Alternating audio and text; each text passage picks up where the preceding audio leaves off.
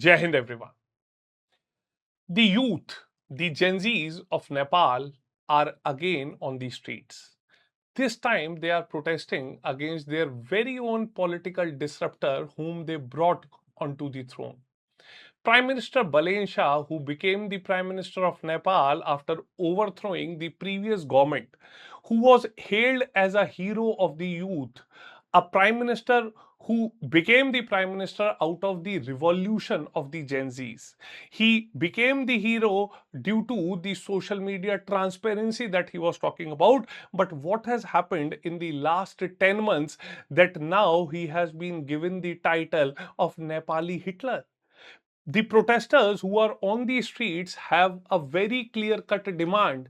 They want immediate resignation of their Prime Minister Balen Shah. So hundreds of people have took to the streets of Nepal's capital Kathmandu from 13th July onwards, and they are protesting against the government's eviction drive. Okay, the government now has a drive that started in April 2026 against the squatters. The people say that government has now been evicting the squatters without a resettlement plan, and this is emerging as the first major challenge for Prime Minister Balen Shah. Prime Minister Balen Shah, who was the mayor of Kathmandu city, who was elected in 2022, came in the news due to his aggressive style of urban cleanup. But the demonstrations that have begun as protest against the Kathmandu metropolitan city over the eviction drives have intensified in recent days after the floods have hit the government holding centers in Kirtipur that had housed around 150 displaced squatters and forced their evictions.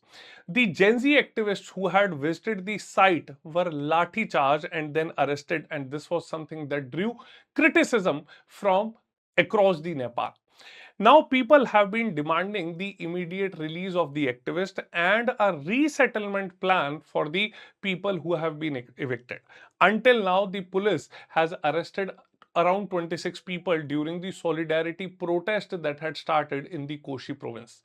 The protesters have now focused on what demonstrators have been describing as inhuman living conditions of those who have been displaced. Okay, so in this session now we will be discussing that what essentially is this protest all about, which all events have triggered this protest, and what ultimately is the way forward. Now, Balen Shah, who came onto the throne, is not a typical politician. He's a former rapper, also a construction engineer, who used aggressive lyrics to call out the old political leadership.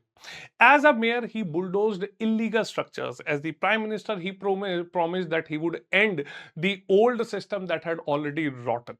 But here is the catch: the method that made him the hero as the mayor is now making him a villain as the prime minister. He is facing the Nepali Hitler tag, and this is the label that has been thrown at him by a member of the Nepali parliament in the house, and people have been now targeting him due to his authoritarian style of governance. Now, let us see about his background and how effectively his position has now changed in the minds of the people.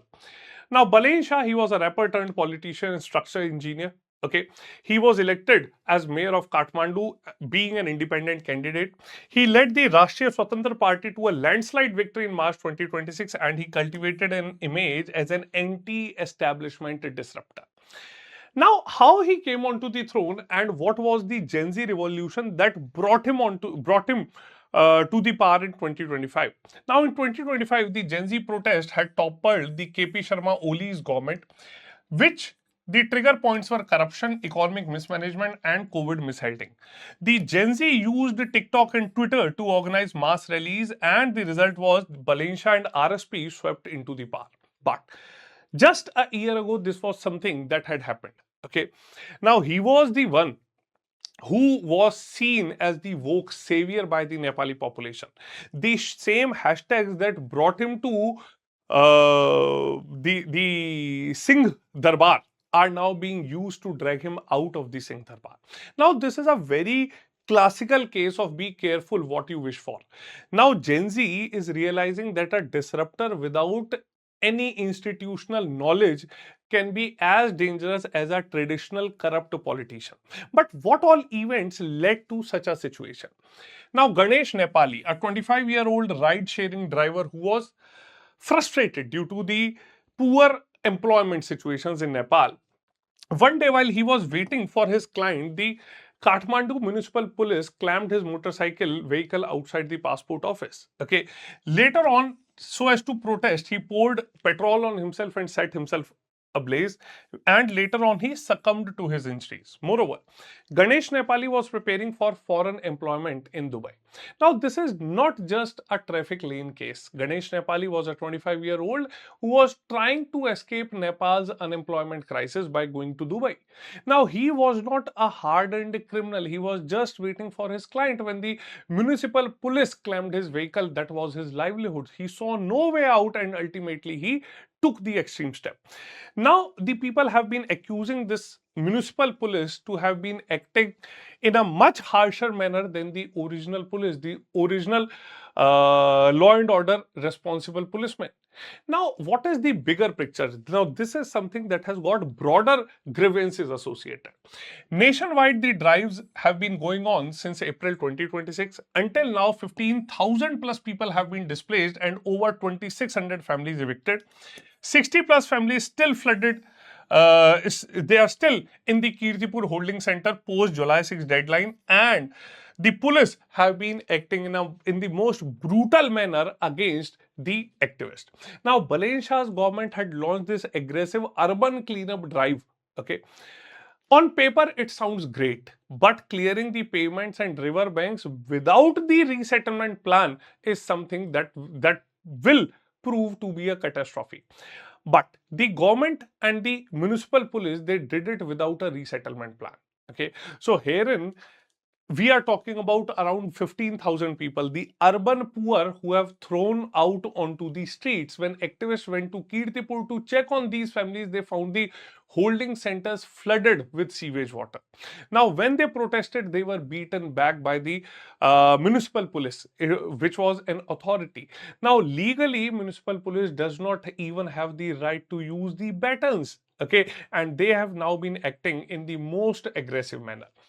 Moving ahead, if we talk about the core demands, they are immediately demanding the removal of Prime Minister Balen Shah. They want forced evictions to be stopped and permanent resettlement to be undertaken. They want economic reforms to address the youth employment situation. They want justice to the activists who have been working and accountability of the people who have been suffering, and especially Ganesh Nepali's death. So these protesters are not just angry, they have a very clear charter of demands. They are not asking for charity from the government, they are demanding the right to exist in the city. And their core grievance is that Balen Shah is governing like a technocrat. Okay, even though he has been clearing points on the map, but he is not at all compassionate to his own people who brought him to power. They want the government to remember that behind every encroachment is a family who is living at that place. Now, after this event, the entire model of governance of Balen Shah is in the microscope. Okay. Now, anti-corruption crusader. Okay. Now, if we have to see this thing, if we have a look at his governance style, the municipal police in Nepal, if they find you at a non-parking spot, they would fine you 1,000 rupees. But the traffic police for the same offense fines you half. So that is not governance. People have been saying that this is the model of making revenue, and this has led to a revenue warfare in the country. Moreover, Balen Shah has now gone completely silent. People say that previously it was the social media, the media that got him elected, but now he has not been allowing any journalist, any media man, any sort of transparency.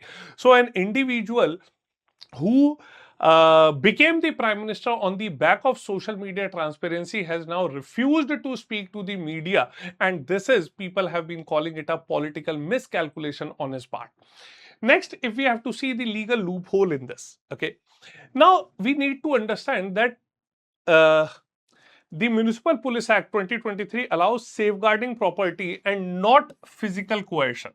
Baton charging and detaining citizens are illegal under this framework. Okay, so this is essentially the most prominent catch in this.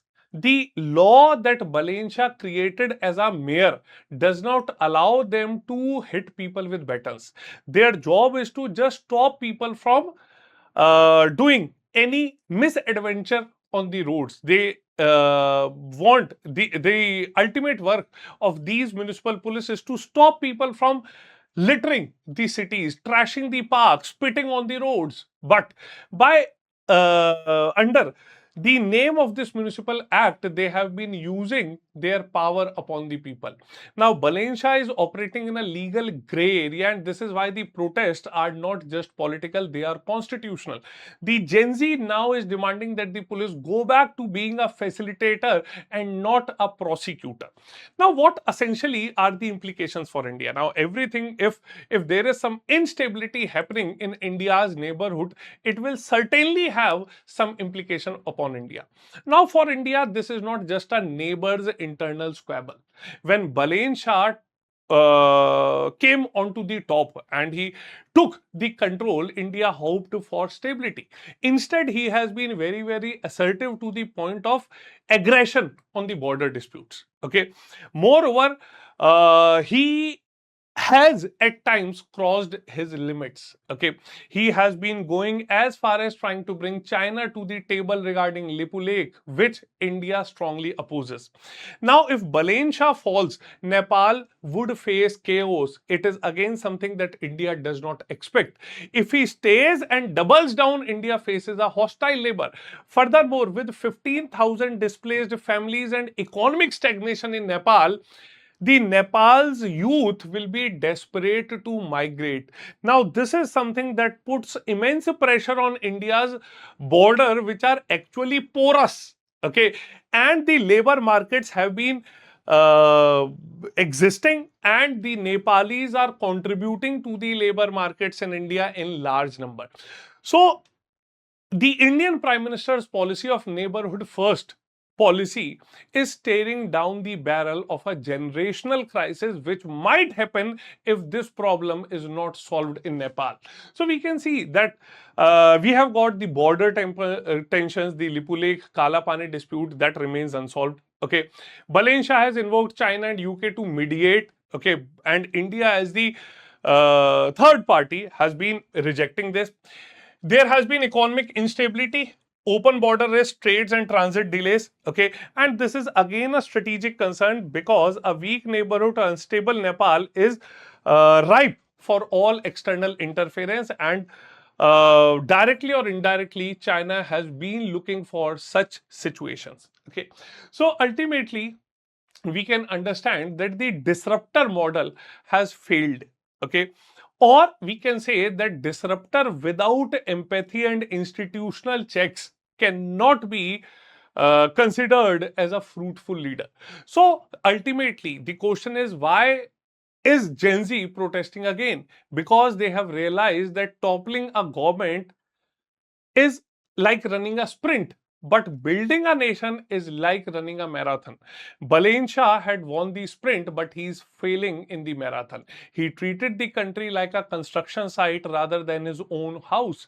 Now, this is a global lesson. The young voters are not forgiving. Okay, if you promise the moon and you deliver a bulldozer, they will turn on you faster than you turn on the establishment. For India, we can see that a message is very clear. We have to watch the situation. Okay, but we cannot rock the boat. Okay, stability next door is very, very critical, but ultimately the Nepali youth will have to decide whether they want a dictator in a rapper's disguise or a genuine democratic reform that they have been expecting. Do let me know your views in the comment below.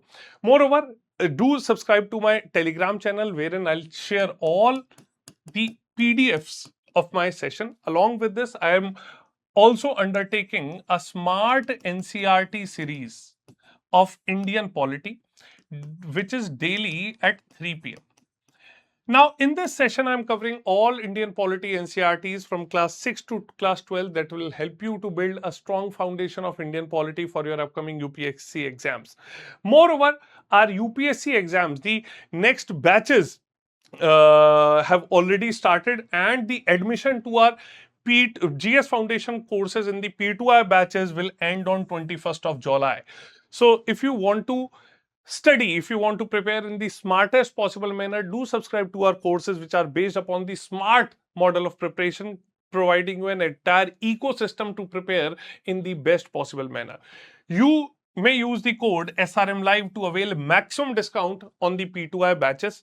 Okay, and you may get the best prices after using this code. So this was all from my side today. We'll see you all in the next session, but please do not forget to share your views in the on the situation in Nepal. So see you all in the next session. Jai Hind.